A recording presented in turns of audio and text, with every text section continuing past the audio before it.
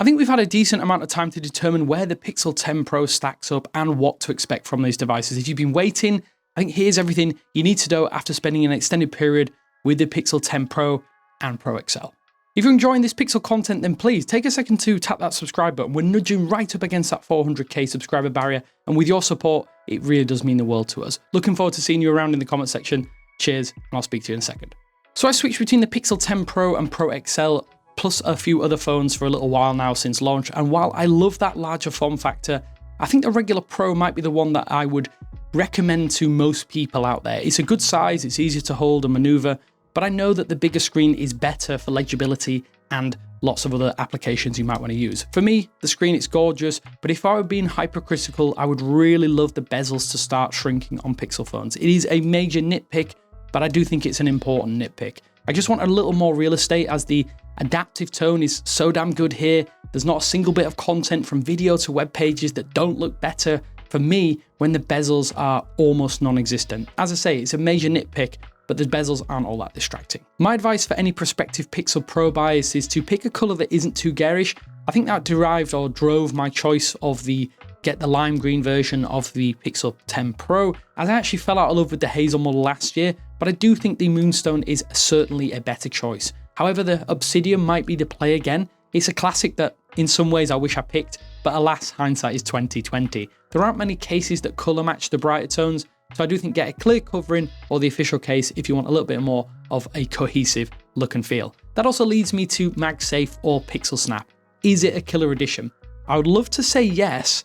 In reality, it's just one of those really nice to have options. But the Pixel 10 Pro specifically, you can get better wireless charging, but Snap-on wallet stands and camera mounts are where this actually shines for me. I do use Pixel Snap, it's just not something that I'm going drastically out of my way to use. Take, for example, a MagSafe wallet. For example, in that instance, I would rather use NFC payments because I don't want to carry my wallet with me. I don't need ID for anything. Maybe a camera mount is also useful when traveling, but I find it a little too unwieldy, and if I'm going to do that, I'm going to use a camera anyway. But if you are a mobile-only person, might be another option. Another nitpick is that because the design has remained basically the same, I don't think it feels any different in any tangible way. That said, I love the design. Maybe a nip and tuck here and there would be nice in the future. Some of the materials need a little attention to elevate that premium feel. There isn't anything directly wrong with the Pixel 10 Pro. It just feels a rung below the likes of the Galaxy S25 Ultra and iPhone in terms of in-hand feel. So if you believe what people say on social media, and many people have told me on social media, the Pixel 10 Pro's performance is absolutely terrible and it's a bad device. And I'm convinced that most of those people only ever look at spreadsheets before making an active judgment on a modern smartphone. Yes, the Pixel 10 Pro is not actively uprooting trees with unbridled power. No, I don't see slowdowns or degraded performance though in my day-to-day. What is immediately noticeable to me is how polished Material 3 Expressive is, at least feeling, compared to lots of other Android skins. If there are any instances of hiccups, well, they're expertly hidden to me. A few things do still irk me. I'm still annoyed that some tasks take longer to process or a little longer to process. For instance, I use, and I highly recommend it, a Cobalt Tools service to download memes and all that kind of jazz from Instagram. Local processing with this application or this web application is a lot slower on my Pixel 10 Pro versus the Galaxy S25 Ultra. Does that ruin my experience? In my case, not one iota, but yeah, it's one of those things that I've noticed because I'm switching between phones regularly. I'm very much aware that Google should be doing more to make sure that the Pixel 10 is optimized to the nth degree so long as it exists. Tensor G5 as a processor hasn't really let me down at any stage so far. Am I worried about it? Not really, but I get the complaints, and you're right to want more from a device that matches the price of far more accomplished competition, and that is the biggest criticism you can level at the Pixel series, or specifically the Pixel 10. But as I articulate that point, I'm actually impressed with how well Google optimizes. Despite that, I'm salivating at the prospect of a truly high-end chip in a Pixel phone, something that could, in theory, be useful for that desktop mode that is still in active development, paired with a mouse and a keyboard. I can see myself having lots of fun with emulation and maybe even a little work here and there, not necessarily that I'd want to do that. To counteract my complaints, I have used the iPhone 17 Pro Max as a backup for a little while. I'm biased in favor of Android, but despite that unbridled power that the iPhone enables and has under the hood, the Pixel feels smoother and faster, which is really weird to say out loud. Sure, some of this is down to how iOS handles animations and some of the nuances between the two operating systems, but I can't say I worry too much when I'm having such a fun time with Android 16 here on a device that is supposedly one of the weakest in the flagship space. One of the major things though that has always stood out to me when using a Pixel as my main phone camera is just how much I rely on its consistency. It'd be hard to not be impressed with how easily you get a great photo and how well the admittedly familiar triple camera system continues to produce excellent photos no matter the weather, the lighting, or what you're taking a picture of. I've already taken photos that I think I'll cherish in the short time or the 3 or so months I've been using the Pixel 10 Pro XL and the Pixel 10 Pro, but maybe I'd like Google to add a little bit more flavor to the mix now. The color accuracy is still pretty good, but images are a lot flatter than some of the competitors out there. Contrast isn't such a key component anymore to a Pixel camera system, something I fell in love with older Pixel phones in the past. By no means am I upset with any photo that the Pixel can produce. I just think a little bit of a tweak might make things really pop without getting into the over-processed category. The natural bokeh and focus fall-off remains a real highlight for me. Photos have loads of depth and character despite feeling a little flat at times at those wider angles. If you get close to your subject, you can create that nice background separation. That's what I'm alluding to right there.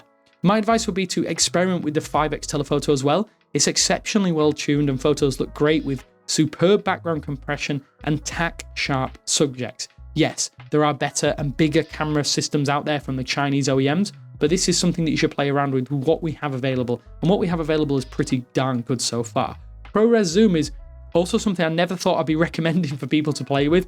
Forget trying to zoom in past 60 times and just get closer to your subject or the scene itself and watch the photo process and lift areas and improve that photo itself. Sure, it can be uncanny at times, but photography is about playing around, and I think this enables you to experiment more and play around with the camera system. Is something I suggest you do, especially as it is one of those core components of a Pixel phone.